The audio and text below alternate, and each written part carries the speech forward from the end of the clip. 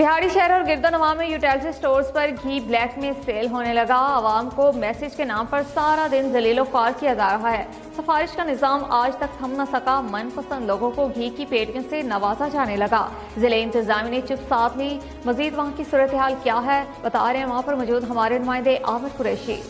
हाँ जी बिल्कुल, जैसा कि मशहूर कहावत है, हाथी के दांत दिखाने को और चबाने को और, ऐसे ही कुछ बिहाड़ी खानेवाल रोड यूटिलिटी स्टोर्स पर हो रहा है। खादमे आला हुकूमत और इक़्तिदार में आने से पहले महंगाई मुकाव मार्च और मुख्तलिफ शोज़ किए गए और जैसे ही इक़्तिदार संभाला महंगाई कंट्रोल होने का नाम नहीं ले रही। जो शहरी हैं वो दर बदर की ठोकरें खाने पर मजबूर हो गए हैं।